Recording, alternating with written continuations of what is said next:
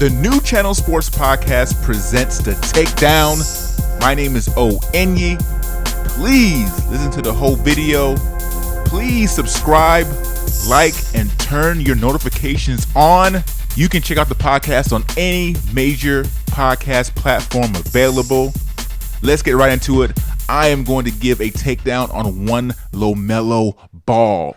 LaMelo Ball is a special player. He is balling out of control right now. He is doing some things on the basketball court that only true point guards can do. And he does it with a flash and a flair that is like none other. I am highly impressed in what I've seen out of LaMelo Ball. His father was absolutely right when he said that he was going to be the best out of all the sons. And he's proven it right now. Even though Lonzo is playing better now with Zion, at first it wasn't looking too good for Lonzo in LA, but he has definitely picked his game up. But I'm not talking about Lonzo right now. I'm talking about LaMelo Ball. LaMelo Ball is playing good basketball.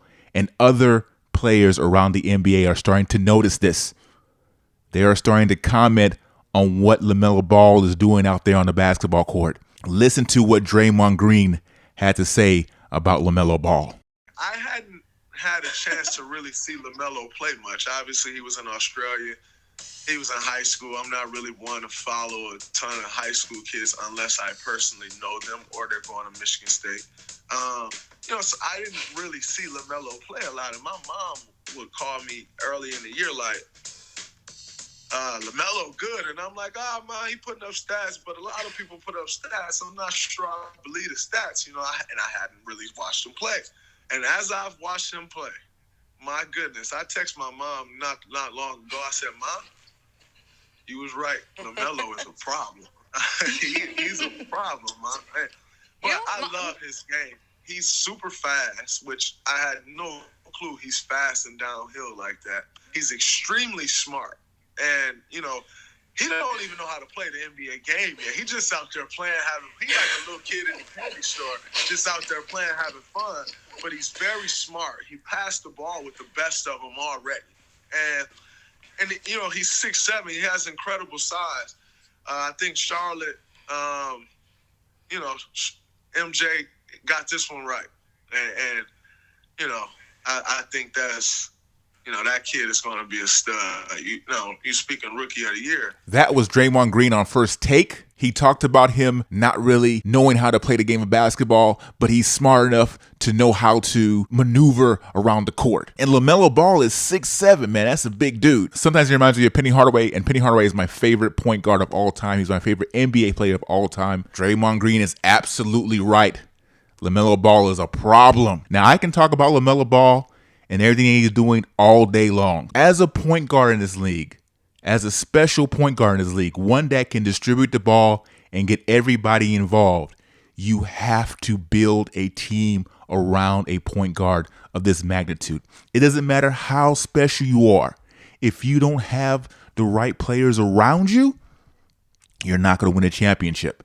And this is what kind of worries me right now, that LaMelo Ball is playing with the Charlotte Hornets. Can Michael Jordan build a effective team around LaMelo Ball? Back in June of 2006, Michael Jordan was a minority owner of then the Charlotte Bobcats. They would go on to be called the Charlotte Hornets. And in 2010, he became the majority owner of the Charlotte Hornets. My question is whether or not Michael Jordan can actually build a team around this guy. Let's look at some of the draft picks that Michael Jordan has helped make during his tenure there in Charlotte. Back in 2006, when he first started, the third overall pick, they selected Adam Morrison. Didn't turn out too well. And some of the other picks down the line also didn't turn out well. 2011, they did pick up Kemba Walker as a ninth pick, but he's no longer playing with Charlotte. In 2012, Charlotte drafted Michael Kidd-Gilchrist, the second pick overall. Didn't work out too well. 2013, Cody Zeller, their fourth pick. 2015, the ninth pick, Frank Kaminsky. 2017, Malik Monk, their 11th pick overall in the first round. So all I'm saying is that Michael Jordan and the Charlotte Hornets have a lot of work to put in if they want to take advantage of the special player they have right now. When you look at what has happened in the league for the past number of years, it is very, very difficult to win an NBA championship. And it has been proven that it's very, very difficult to win an NBA championship when your point guard is the main cog on that team. Back in 1988, Magic Johnson won a championship. 90-91, Isaiah Thomas won a championship. And in 2008, Rajon Rondo helped the Boston Celtics win the championship. Now, I bring up these three names because those are the only teams that have won championships when their point guard was a leader on that team, when their point guard was the best player on that team.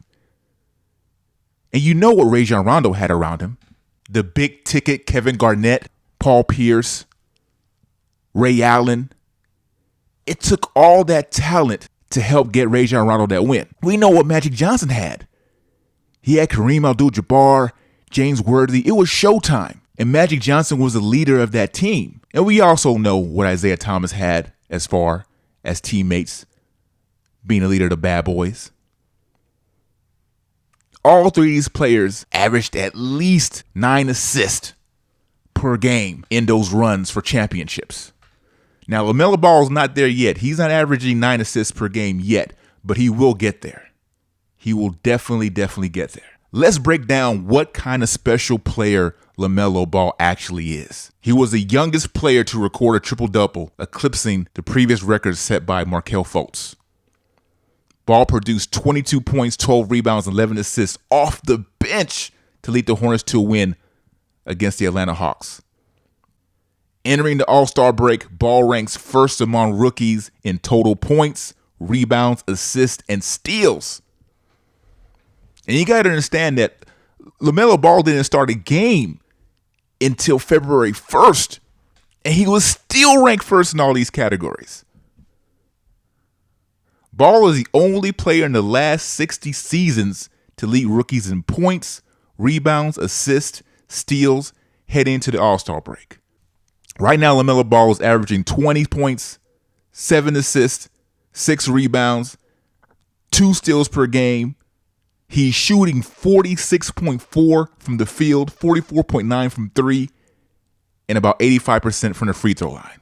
Now, coming from overseas, I did kind of question what his jump shot will look like with all the balls, but with particularly LaMelo, I thought his jump shot will not be there. He has definitely proven me wrong.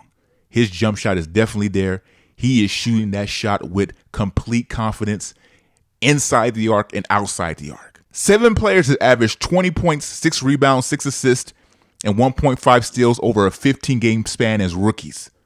Tyreke Evans, Alvin Adams, Penny Hardaway, shout out to Penny Hardaway, one of my favorite basketball players of all time, Grant Hill, Magic Johnson, Michael Jordan, and now LaMelo Ball. If LaMelo Ball continues to play the way he's playing and maintains these averages as a starter, he will finish with about 18 points, 6 rebounds, and 6 assists, about the 2 steals per game. No rookie has ever met all those statistical markers in a season, and it's only been done 26 times in NBA history. So we can talk about the numbers all day long. We can talk about how special he is and the numbers all day long. But what did I say? I said that Michael Jordan and the Charlotte organization has to build a team around him. Because if they don't, LaMelo Ball will be in the same category with other point guards that were not able to do it. Great point guards who were leaders on their teams, who were great distributors, who were great facilitators. We're talking about Steve Nash, 2-time MVP. He was a great point guard. He really was. But he was never able to get the Phoenix Suns to a championship. We're talking about Chris Paul. Chris Paul, another great leader, another great point guard, a point guard who looks to pass first, a point guard who is great at distributing the ball. He has no championships. Jason Kidd. Jason Kidd had a pretty good team around him. I'll say that. But even with that good team around him where he could distribute the ball, he was never ever doing a championship.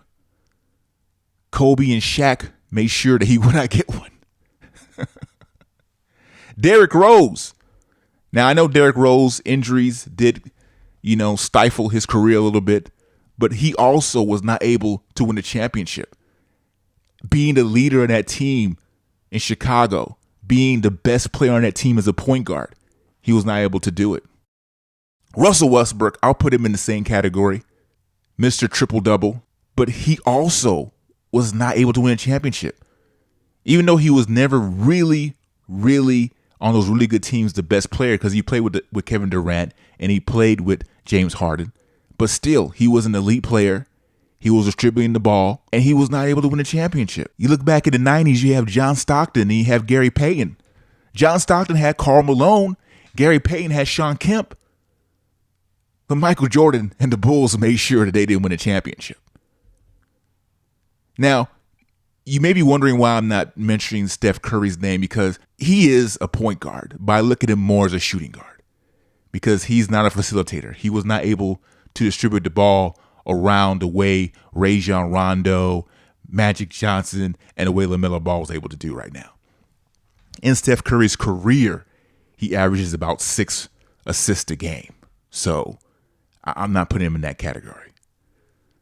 So when we look at the list of all these point guards, all these great point guards, Hall of Fame point guards that weren't able to win a championship, and not all of them, but a lot of these point guards still had good teammates. Am I confident that Michael Jordan is going to go out there and make all the right moves and put all the right pieces together to give LaMelo Ball adequate teammates so that one day he can win a championship? Nah, I know. And you're saying, man, you're talking about championship already for LaMelo Ball? The kid's only 19 years old. I understand that. But we got to look at what has happened in the history of the NBA. We got to look at what team he's on. Players nowadays, they don't stick around to see whether or not the owner or GM is gonna figure it out. They're going to be out of there. So if you're a Charlotte Hornet fan right now, as good as it is right now that you have LaMelo Ball, you know you have a special player, you got to be looking at Michael Jordan and being like, oh, man, is he going to be able to put the pieces together and get us a championship team? The time frame for that to happen, you got to think that by the time LaMelo Ball turns 22, 23, they have the pieces together. That's about 4 years. 4 years down the line. And I've just told you the track record are the best players that Michael Jordan was able to draft in the NBA so far in his tenure there. And it's not looked good at all. He hit on LaMelo Ball. He did. He hit on LaMelo Ball. LaMelo Ball went 3rd overall, and he hit on that. And the kid's only going to get better. But the question I pose is, can Michael Jordan build a team around him? And I'm going to have to say that I don't think that's going to happen, man. I really don't. I will boldly predict that LaMelo Ball will not finish his career in Charlotte. I don't know how bold that is, but this may be a definite looking point as to what kind of owner and what kind of franchise the Charlotte Hornets have right now. Because everybody sees it. Everybody sees how special this kid is and what he's doing right now in the NBA. He's breaking records. He's making history right now. It's left to Michael Jordan and the Charlotte Hornets to put a team around. That's all it's left to do. Check out our podcast on every major podcast platform available. Follow us on Instagram.